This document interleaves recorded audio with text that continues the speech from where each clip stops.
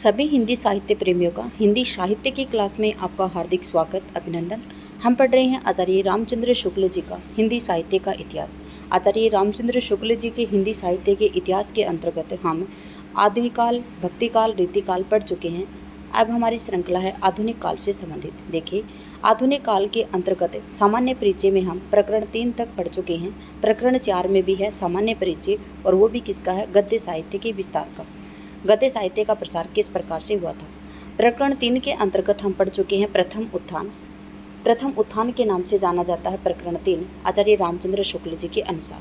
प्रकरण 4 को द्वितीय उत्थान के नाम से जाना जाता है, जिसका काल है संवत 1950 से 1975। प्रकरण 3 के अंतर्गत हम प्रथम उत्थान पढ़े थे, उसमें संवत 1925 से 1950 है। ठीक है,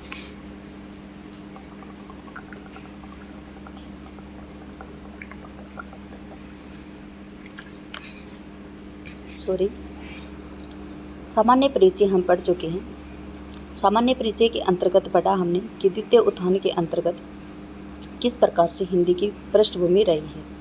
फिर उसके बाद में द्वितीय उत्थान के साहित्य को समझने के लिए द्वितीय उत्थान में किस प्रकार से साहित्य, नाटक है, उपन्यास है, कहानी है, निबंध है, समालोचना है, उनका किस प्रकार से उत्थान हुआ, किस प्रकार से वो रचनाएं की जाती थी, वो हम पढ़ रहे थे द्वितीय उत्थान में। नाटक हम पढ़ चुके हैं। देखिए, रामचंद्र शुक्ल जी ने क्या कहा यहाँ पे कि सुभीते के लिए हम उसको 4 विभागों में कर देते हैं: नाटक, उपन्यास, कहानियाँ, निबंध और समालोचना। नाटक, उपन्यास, कहानियाँ हम पढ़ चुके हैं। निबंध हम अभी पढ़ रहे हैं। ठीक है, निबंध के नाटक हम पढ़ चुके हैं। निबंध के अंतर्गत भी हम महावीर प्रसाद द्विवेदी के निबंध और माधव प्रसाद मिश्र जी के निबंध, उनके बाद में हम पढ़ चुके हैं गोपाल राम गहमरी के निबंध, और उसके बाद में हम पढ़ चुके हैं महावीर प्रसाद द्विवेदी के निबंध। ठीक है, फिर उसके बाद में है पंडित माधव प्रसाद मिश्र जी के निबंध। फिर उसके बाद में पढ़ा था हमने, देखिए, बाबू गोपाल राम गहमरी के निबंध, और बाबू गोपाल राम गहमरी का एक ही निबंध है जो रिद्धि और सिद्धि निबंध के नाम से जाना जाता है, और इसके ऊपर किसका प्रभाव है? जो बंग भाषा के प्रसिद्ध ग्रंथकार हैं बंकिम चंद्र चटर्जी, उनकी शैली का प्रभाव है। उसके बाद में हम पढ़ रहे थे बाल मुकुंद गुप्त। बाल मुकुंद गुप्त के बारे में भी हम पढ़ चुके हैं कि बाल मुकुंद गुप्त ने, जो महावीर प्रसाद द्विवेदी ने अपनी सरस्वती पत्रिका के भाग 6 संख्या 11 में जो अनिस्थिरता शब्द दिया था, उसके लिए इन्हें छेड़छाड़ का मौका मिल गया था, और आत्माराम के नाम से इन्होंने छेड़छाड़ की थी। ठीक है, और द्विवेदी जी ने किसके नाम से किया था? सर्गो नरक ठिकाना नाही के नाम से किया था, और नाम क्या लिया था इन्होंने? कल्लू अहल्य नाम से। फिर उसके बाद में पढ़ा था हमने कि जो बाल मुकुंद गुप्त जी का जो शिव शंभू का चिट्ठा है, वो बहुत ही महत्वपूर्ण निबंध है। ठीक है, और उसके बाद में हम पढ़ रहे थे पंडित गोविंद नारायण मिश्र जी। देखिए, हाँ जी, आज हम पढ़ेंगे पंडित गोविंद नारायण मिश्र जी। ठीक है, चलिए शुरू करते हैं। यद्यपि पंडित गोविंद नारायण मिश्र हिंदी के बहुत पुराने लेखकों में से थे, पर उस पुराने समय में वे अपने फुफेरे भाई पंडित सदानंद मिश्र के सारसुधा निधि पत्र में कुछ सामयिक और कुछ साहित्यिक लेख लिखा करते थे। देखिए, सारसुधा निधि पत्र किसका था? पंडित सदानंद मिश्र जी का था। पंडित सदानंद मिश्र जी थे, वो गोविंद नारायण मिश्र जी के फुफेरे भाई थे। क्या भाई थे? फुफेरे भाई थे। और उस समय ये जो सारसुधा निधि पत्र है, उसमें क्या निकाला करते थे? कुछ सामयिक और कुछ साहित्यिक लेख ही निकाला करते थे, जो पुस्तककार छपकर स्थायी साहित्य में परिगणित न हो सके थे। क्या थे कि जो इन्होंने जो सामयिक और कुछ साहित्यिक लेख लिखे थे, वो पुस्तक के आकार के रूप में छपकर तैयार नहीं हुए थे, स्थायी साहित्य के रूप में गिनित नहीं किया जाता उनको। अपनी गद्य शैली का निर्दिष्ट रूप इस द्वितीय उत्थान के भीतर ही उन्होंने पूर्णतः प्रकाशित किया था। ठीक है, इनकी लेख शैली का पता इनके सम्मेलन के भाषण में कवि और चित्रकार नामक लेख से लगता है। इनकी लेख शैली का पता किससे चलता है कि इन्होंने एक कवि सम्मेलन हुआ था, उसमें भाषण दिया था। किस नाम से दिया था? कवि और चित्रकार नामक लेख के नाम से इन्होंने भाषण दिया था। गद्य के संबंध में इनकी धारणा प्राचीनों के गद्य काव्यों की सी थी। गद्य के संबंध में इनकी धारणा किस प्रकार से थी? जो प्राचीन गद्य काव्य होते थे वैसी ही इनकी धारणा थी। लिखते समय बाण और दंडी इनके ध्यान में रहा करते थे। पंडित गोविंद नारायण मिश्र जी हैं, इनके ध्यान में कौन रहा करते थे? लिखते समय बाण और दंडी को ये ध्यान में रखते थे। पर यह प्रसिद्ध बात है कि संस्कृत साहित्य में गद्य का वैसा विकास नहीं हुआ। ठीक है, संस्कृत साहित्य में गद्य का विकास नहीं हुआ था, ये आप सब जानते हैं। बाण और दंडी का गद्य काव्य अलंकार की छटा दिखाने वाला गद्य था। बाण और जो दंडी का काव्य था वो किस प्रकार का था? काव्य में अलंकार की छटा दिखाने वाला गद्य था।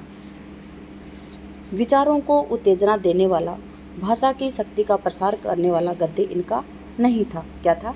काव्य में अलंकार की छटा दिखाने वाला गद्य जरूर था, लेकिन विचारों में अगर उत्तेजना पैदा हो, भाषा की शक्ति का प्रसार हो, तो वैसा इनके गद्य में नहीं था। किसके गद्य में? बाण और दंडी के गद्य में। विचार पद्धति को उन्नत करने वाले गद्य का अच्छा और उपयोगी विकास यूरोपीय भाषाओं में ही हुआ था। देखिए, विचार पद्धति को उन्नत करने वाले जो गद्य का जो अच्छा और उपयोगी विकास था वो कहाँ पे हुआ था? यूरोपीय भाषाओं में हो चुका था।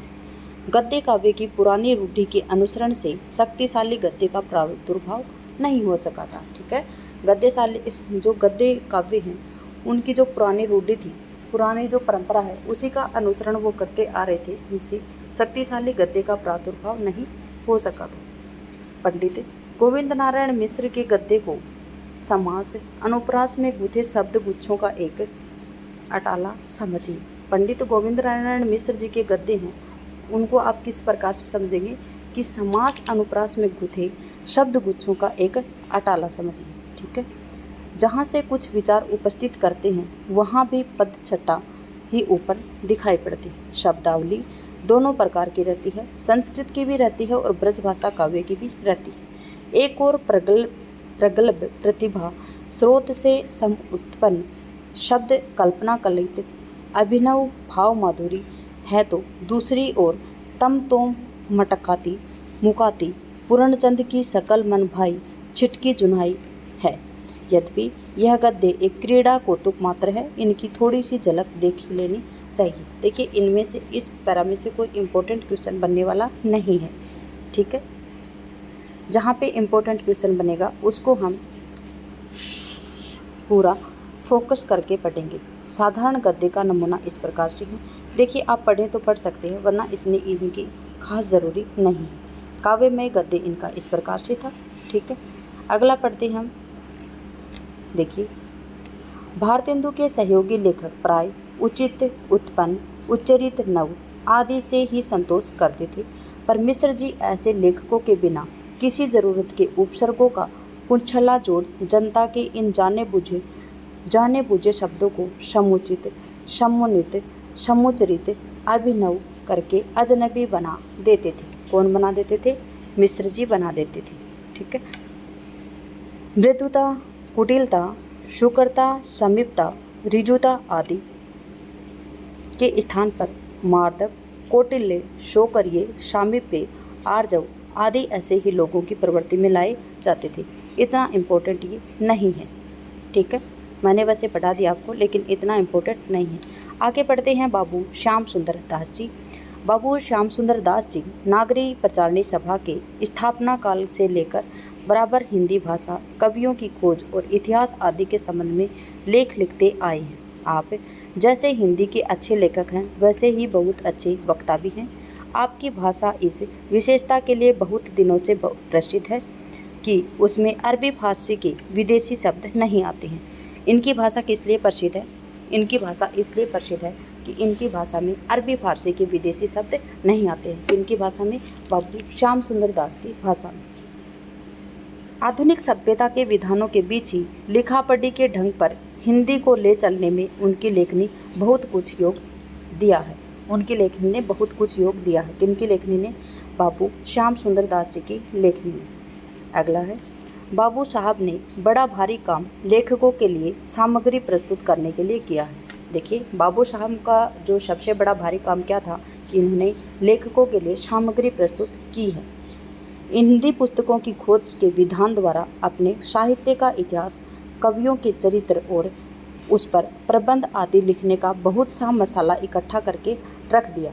इसी प्रकार आधुनिक हिंदी के नए पुराने लेखकों के संक्षिप्त जीवन वृत्त हिंदी कोविद रत्नमाला के 2 भागों में आपने संग्रहित किए हैं।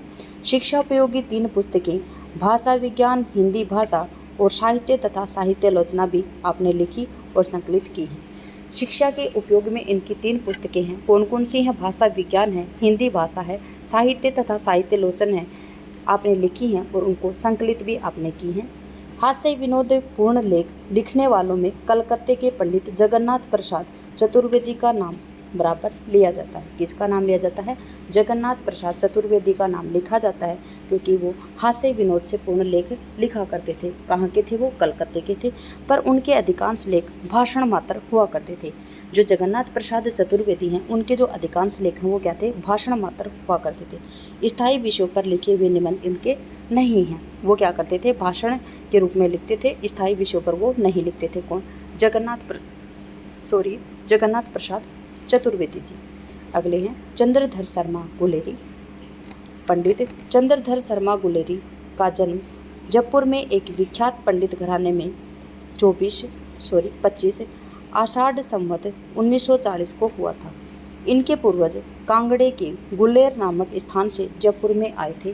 कांगड़ा कहाँ पे पड़ता है? हिमाचल प्रदेश में पड़ता है। पंडित चंद्रधर शर्मा गुलेरी जी संस्कृत के प्रकांड विद्वान थे और अंग्रेजी के उच्च शिक्षा से संपन्न व्यक्ति थे। जीवन के अंतिम वर्षों के पहले ये बराबर अजमेर के मेयो कॉलेज में अध्यापक रहे थे। अजमेर में मेयो कॉलेज के अध्यापक कौन रहे थे आपसे पूछा जाए तो पंडित चंद्रधर शर्मा गुलेरी साहब रहे थे। पीछे काशी हिंदू विश्वविद्यालय के ओरिएंटल कॉलेज के प्रिंसिपल भी होकर आए थे। कहाँ से होकर आए थे? जो काशी हिंदू विश्वविद्यालय है उसके ओरिएंटल कॉलेज के प्रिंसिपल भी होकर आए थे। पर हिंदी के दुर्भाग्य से थोड़े ही दिनों में संवत 1977 में इनका परलोकवास हो गया था।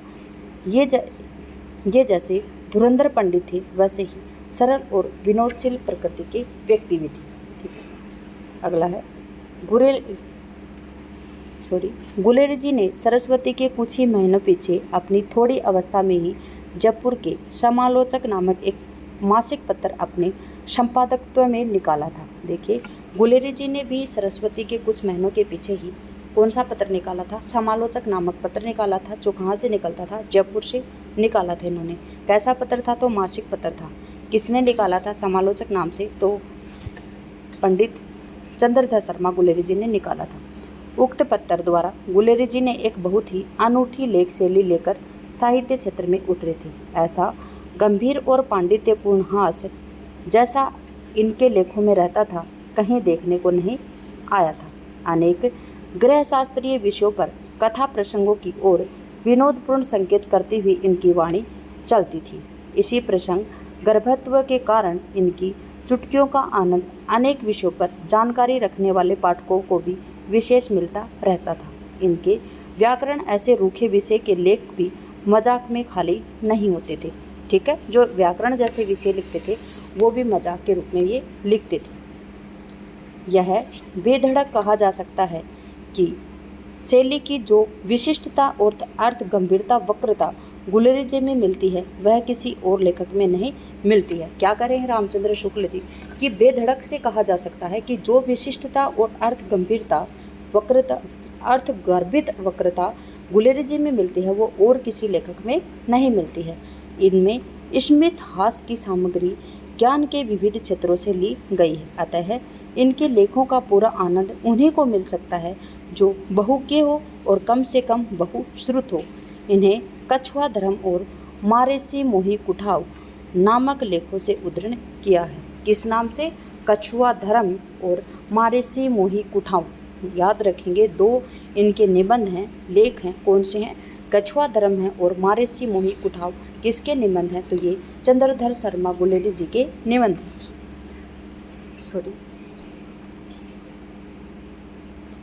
मनुस्मृति में कहा गया है कि जहाँ गुरु की निंदा या असत कथा हो रही हो, वहाँ भले आदमी को चाहिए कि कान बंद कर ले और कहीं उठकर चला जाए। मनु महाराज ने न सुनने जोग गुरु की कलंक कथा सुनने को पाप से बचने के दो ही उपाय बताए, या तो कान ढंक कर बैठ जाओ या दुम दबाकर चल दो। कहने का अर्थ यही है यहाँ पे कि मनुस्मृति में ये कहा गया कि जहाँ पे गुरु की निंदा की जाए या असत मतलब जो सत्य से परे हो, असत कथा हो, उसको अगर भला आदमी चाहिए, भला आदमी सुन रहा है तो उसको या तो अपने कान बंद करने लेने चाहिए,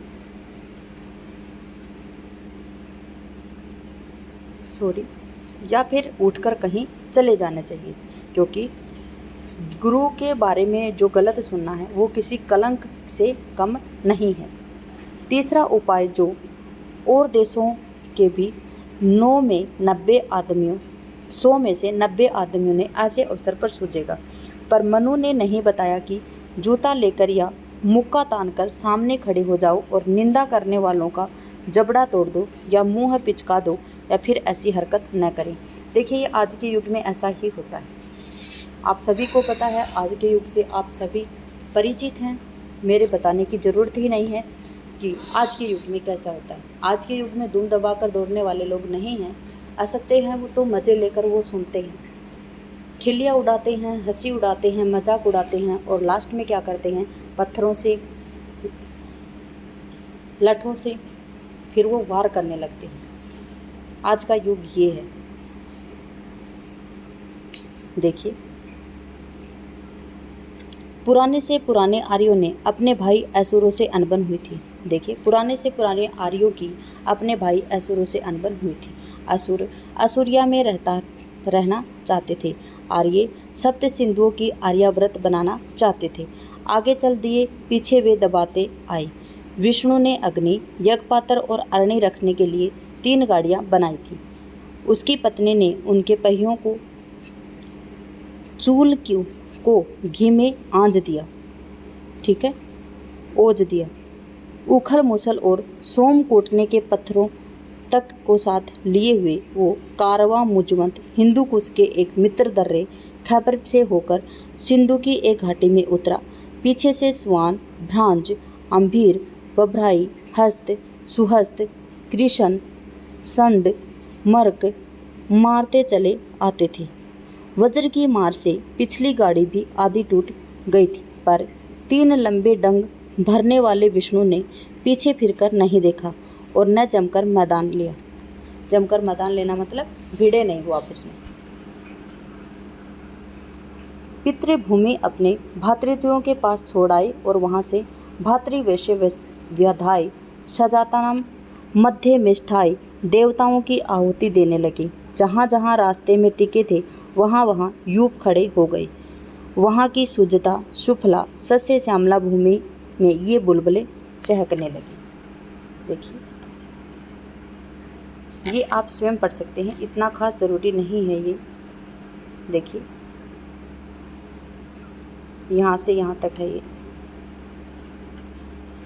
ये देखिए। वीडियो को रोककर आप पढ़ सकते हैं अगर पढ़ना चाहें तो, वरना इतनी खास ज़रूरत है नहीं इसकी कि इसमें से क्वेश्चन पढ़ने वाले हैं। देखिए, ये पेज तो इनमें से क्वेश्चन नहीं बनने वाला। अगर आप पढ़ना चाहें तो पढ़ सकते हैं। पहले देख लेते हैं टाइम। देखिए,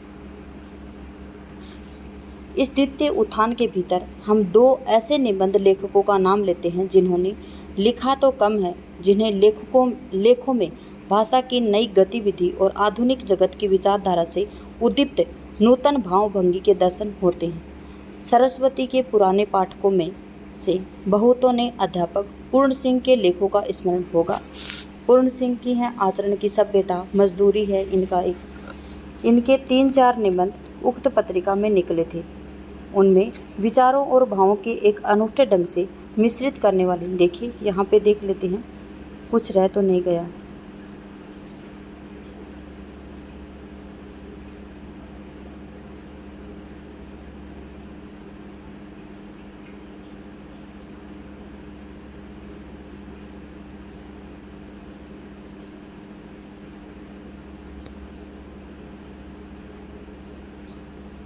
हाँ जी, इन्होंने 3-4 निबंध उक्त पत्रिका में से निकले हैं। ठीक है, उक्त पत्रिका में निकले हैं। किस पत्रिका में? सरस्वती में। ठीक है, सरस्वती पत्रिका में अध्यापक पूर्ण सिंह ने अपने लेखों को निकाला है। उनके विचारों और भावों के एक अनूठे ढंग से मिश्रित करने वाली एक नई शैली मिलती है। उनकी लाक्षणिकता हिंदी गद्य साहित्य में एक नई चीज़ थी। भाषा भी बहुत कुछ उड़ान, उसकी बहुत कुछ शक्ति लाक्षणिकता में देखी जाती है। भाषा और भाव की एक नई विभूति उन्होंने सामने रखी। यूरोप के जीवन क्षेत्र की अशांति से उत्पन्न आध्यात्मिकता की, किसानों और मजदूरों के महत्व भावना की जो लहरें उठी, उसमें वे बहुत दूर तक बही हैं। देखिए, मजदूरों की, किसानों की और यूरोप के जो जीवन क्षेत्र में अशांति फैली, उससे जो आध्यात्मिकता उत्पन्न हुई और जो मजदूरों के महत्व हैं, उनकी भावना है, उनकी जो लहरें उठी थी, उनके साथ में बहे हैं। कौन बहे? अध्यापक पूर्ण सिंह। उनके निबंध भावात्मक कोटि में ही आएंगे, यद्यपि उनकी तह में क्षीण विचारधारा स्पष्ट लक्षित होती है। इस समय उनके 3 निबंध हमारे सामने आते हैं। आचरण की सभ्यता है, मजदूरी और प्रेम है, सच्ची वीरता है। यहाँ हम उनके निबंधों के कुछ अंश उद्धृत करते हैं। ठीक है, आचरण की सभ्यता याद रखेंगे किसकी हैं ये? अध्यापक पूर्ण सिंह के निबंध हैं। आचरण की सभ्यता 1, मजदूरी और प्रेम 2 और सच्ची वीरता 3। याद रखेंगे, आचरण की सभ्यता, मजदूरी और प्रेम और सच्ची वीरता। ये इनका है आचरण की सभ्यता से। देखिए, आचरण की सभ्यता से पश्चिमी ज्ञान से मनुष्य मात्र को लाभ हुआ है। ज्ञान का वह सेरा, बाहरी सभ्यता के अंतर्वर्तनी आध्यात्मिक सभ्यता का वह मुकुट जो आज मनुष्य जाति ने पहन रखा है, यूरोप को कदापि प्राप्त न होता। यदि धन और तेज को एकत्र करने के लिए यूरोप निवासी इतने कमीने न बनते, यदि सारे पूर्वी जगत में इस महत्ता के लिए अपनी शक्ति से अधिक भी चंदा देकर सहायता की, तो बिगड़ क्या गया। एक तरफ जहाँ यूरोप के जीवन का एक अंश असभ्य प्रतीत होता है, कमीना और कायरता से भरा मालूम होता है, वहीं दूसरी ओर यूरोप के जीवन का वह भाग जहाँ विद्या और ज्ञान का सूर्य चमक रहा है, इतना महान है कि थोड़े ही समय में पहले अंश को मनुष्य का अवश्य ही भूल जाएंगे। आचरण की सभ्यता का देश ही निराला है। उसमें न शारीरिक झगड़े होते हैं, न मानसिक होते हैं और न ही आध्यात्मिक होते हैं। जब पैगंबर मोहम्मद ने ब्राह्मण को चीरा और उसके मौन आचरण को नंगा किया, तब सारे मुसलमानों को आश्चर्य हुआ कि काफिर में मोमिन किस प्रकार गुप्त था। जब शिव ने अपने हाथ से इंसा के शब्दों के परे फेंक कर उनकी आत्मा के नंगे दर्शन कराए, तो हिंदू चकित हो गए कि वह नगन करने अथवा नगन होने वाला उनका कौन सा शिव था। अगला है मजदूरी और प्रेम से। मजदूरी और प्रेम से है। जब तक जीवन में अरण्य में पादरी, मौलवी, पंडित और साधु सन्यासी हल कुदाल और खुरपा लेकर मजदूरी न करेंगे, तब तक उनका मन और बुद्धि अनंत काल बीत जाने पर भी मलिन मानसिक जुआ खेलती रहेगी। उनका चिंतन बासी, उनका ध्यान बासी, उनकी पुस्तकें बासी, उनका विश्वास बासी और उनका खुदा भी बासी हो जाएगा। इस कोटि के दूसरे लेखक हैं बाबू गुलाब राय, MA ML B। उन्होंने विचारात्मक और भावात्मक दोनों प्रकार के निबंध थोड़े बहुत लिखे हैं, जैसे कर्तव्य संबंधी रोग, निदान और चिकित्सा, समाज और कर्तव्य पालन, फिर निराशा क्यों, एक छोटी सी पुस्तक है। देखिए, इन बाबू गुलाब राय ने कौन कौन से निबंध लिखे हैं? इन्होंने लिखे हैं कर्तव्य संबंधी रोग, निदान और चिकित्सा, समाज और कर्तव्य पालन, फिर निराशा क्यों एक छोटी पुस्तक है, जिसमें कई विषयों पर बहुत छोटे छोटे आभासपूर्ण निबंध हैं। इन्हीं में से एक कुरूपता भी है, जिसका थोड़ा सा अंश नीचे दिया गया है। सौंदर्य की उपासना करना उचित है, सही, पर क्या उसी के साथ कुरूपता घृणास्पद और निंदे है? नहीं, सौंदर्य का अस्तित्व ही कुरूपता के ऊपर निर्भर है। सुंदर पदार्थ अपनी सुंदरता को चाहे जितना मान करे, किंतु असुंदर पदार्थों की स्थिति में ही वह सुंदर कहलाता है। अंधों में काना श्रेष्ठ समझा जाता है। अगला है सत्ता सागर में दोनों की स्थिति है। दोनों एक तारतम्य में बंधे होते हैं। दोनों ही एक दूसरे में परिणत होते रहते हैं। फिर कुरूपता घृणा का विषय क्यों होता है? रूपहीन वस्तु से भी तभी तक घृणा है जब तक वह अपनी आत्मा के संकुचित बनाए हुए बैठे हैं। सुंदर वस्तु को भी हम इसी कारण सुंदर कहते हैं कि उसमें हम अपने आदर्शों की झलक देखते हैं। आत्मा के सुविस्तृत और औदार्यपूर्ण हो जाने पर सुंदर और असुंदर दोनों ही समान प्रिय बन जाते हैं। कोई माता अपने पुत्र पर कुरूपवान नहीं कहेगी। इसका यही कारण है कि वह अपने पुत्र को अपने आप को देखती है।